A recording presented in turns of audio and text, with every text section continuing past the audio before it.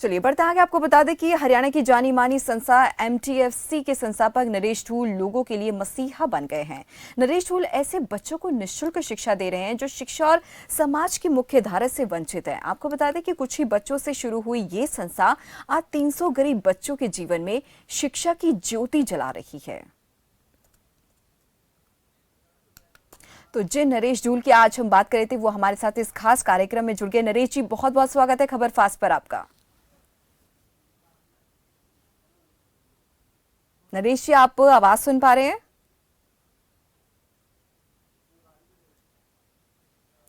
तो तकनीकी कारणों के चलते संपर्क नहीं हो पा रहा है, लेकिन लगातार हम कोशिश कर रहे हैं कि नरेश धूल से किसी तरीके से संपर्क हो पाए और उनसे जानेंगे कि किस तरीके से वो इस मुकाम पर पहुंचे और कितने लोगों की टीम है उनके संस्था में, लोग जो काम कर रहे हैं। तो आपको बता दें कि जरूरतमंदों की मदद करते हैं नरेश धूल और 300 बच्चे शिक्षा जो है ग्रहण कर रहे हैं। फ्री एजुकेशन उन्हें दी जाती है नरेश धूल और उनकी टीम की तरफ से।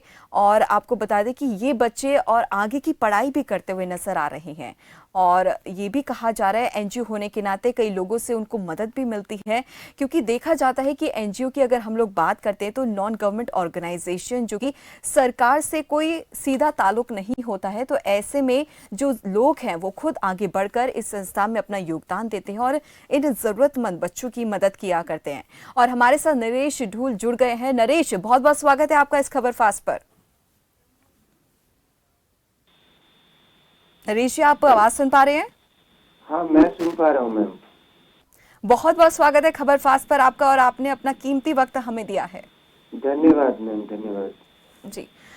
नरेश जी, सबसे पहले खबर फास्ट और आपके काम की सराहना करना चाहेंगे, क्योंकि जिस तरीके का काम आप इस समय कर रहे हैं, ज़रूरतमंद बच्चों की मदद कर रहे हैं जो कि फाइनेंशियली शायद उतना स्ट्रांग नहीं है, तो तारीफ तो बनती है आपके काम की।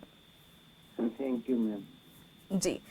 नरेश जी, सबसे पहले सवाल मेरा आपसे ये है कि जिस ऑर्गेनाइजेशन से आप जुड़े हैं उसका नाम हमने सुना है, तो नाम सुनकर ही पता चलता है कि देश के भविष्य के लिए काम हो रहा है। तो ऐसे में फिर भी आपसे जानना चाहेंगे इस ऑर्गेनाइजेशन के बारे में, कब ये इस्टेब्लिश हुई, कब इसकी स्थापना हुई और इसका मोटिव क्या है? इसकी स्टार्टिंग 2007 में हुई थी, आज से 15 साल पहले। जी। और शुरुआत मेरे घर से ही हुई थी। मैं गारमेंट्स का काम करता था और एमए इंग्लिश कर रहा था उस वक्त में। और बच्चों को पढ़ाने का थोड़ा सा पैशन सा था, तो मैं आस पड़ोस के बच्चों को अपने घर पर ही पढ़ाता था, रात को 8 बजे के बाद। और धीरे धीरे पढ़ाते पढ़ाते उन बच्चों को इतना इंटरेस्ट आया और उन बच्चों ने इतना इंटरेस्ट लिया कि वो बच्चे ही उस ऑर्गेनाइजेशन के साथ एसोसिएट हो गए। आगे जितना भी वर्क है उस ऑर्गेनाइजेशन को संभालने का उन बच्चों ने किया। वो बच्चे छोटे छोटे थे, आज वो बहुत बड़े हो गए हैं और पूरी ऑर्गेनाइजेशन को वही बच्चे संभालते हैं। और आपको बताना चाहूंगा, उसमें मुख्य तौर पर 8 लड़कियां हैं जो पूरी संस्था को संभालने का काम कर रही हैं। बच्चों को पढ़ाना, उनको लेकर आना, इवन हमारे पास जो बस है 52 सीटर, वो भी लड़कियां ही चलाती हैं। तो पूरी ऑर्गेनाइजेशन को एक तरह से विमेन एम्पावरमेंट के थ्रू ही चलाया जा रहा है।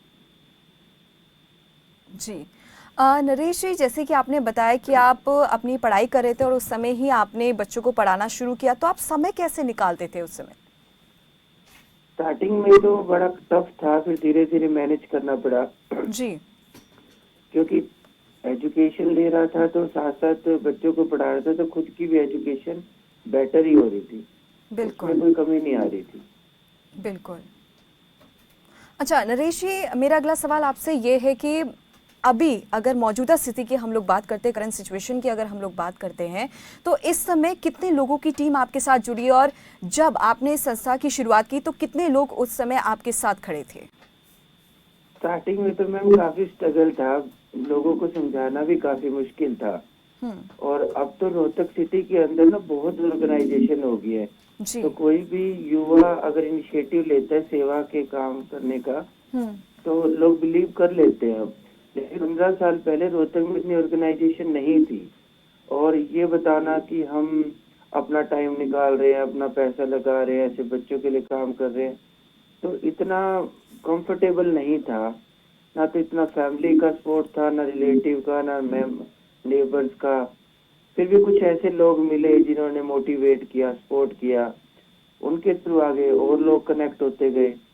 तो जी। स्टार्टिंग में टफ था, बट जैसे जैसे वर्क करते रहे सिचुएशन बेटर होती गई। अच्छा, नरेश जी, जैसे कि आपका ऑर्गेनाइजेशन एनजीओ है, ठीक है, तो एनजीओ से सुनते ही हमारे दिमाग में एक शब्द आता है नॉन गवर्नमेंट ऑर्गेनाइजेशन, जिसका गवर्नमेंट से सीधा कोई ताल्लुक नहीं होता, गवर्नमेंट की तरफ से फंडिंग नहीं होती। तो ऐसे में आपसे जानना चाहेंगे कि जैसे कोई भी छोटा छोटा सामान लेते हैं पढ़ाई लिखाई का, किताबें, कॉपी, पेंसिल, तो ये इसके लिए फंडिंग कहाँ से होती है? मैम हमें ना 15 साल हो गए काम करते हुए, जी। और रोहतक शहर के लोगों ने बहुत अच्छे से हमें देखा है। जी। तो हमारे साथ बहुत लोग जुड़े हुए हैं। टाइम टू टाइम हम उनको अपनी रिक्वायरमेंट्स बताते हैं, वो भी पूछ लेते हैं। सोशल मीडिया के थ्रू भी वो अवेयर रहते हैं। तो इस तरह से समाज के लोगों से ऑर्गेनाइजेशन चलती है।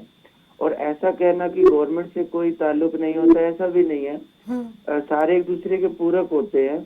जी। हम बच्चों को मेन स्ट्रीम में लाने के बाद गवर्नमेंट स्कूल्स में ही एडमिट करवाते हैं, और एडमिनिस्ट्रेशन के साथ, स्कूल डिपार्टमेंट के साथ, एजुकेशन डिपार्टमेंट के साथ कनेक्टिविटी बनी ही रहती है।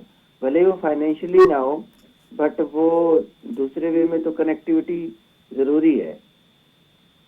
जी, चलिए, बहुत बहुत धन्यवाद नरेश चूल जी, और आप हमारे साथ जुड़े, आपने अपना कीमती वक्त हमें दिया और तमाम जानकारी दी। तो ये थे हमारे साथ नरेश चूल, जिन्होंने जो बच्चों की मदद कर रहे हैं, कुछ ऐसे बच्चों की जो शायद उतना आर्थिक रूप से इतने मजबूत नहीं है, पढ़ाई लिखाई करना चाहते हैं, और कहीं ना कहीं जैसे कि नरेश जी ने हमें जानकारी दी कि किस तरीके से उन्होंने एक संस्था को खड़ा किया और आज भी वो ज़रूरतमंद बच्चों को की मदद करते हुए दिखाई दे रहे हैं। चलिए, बढ़ते आगे। आपको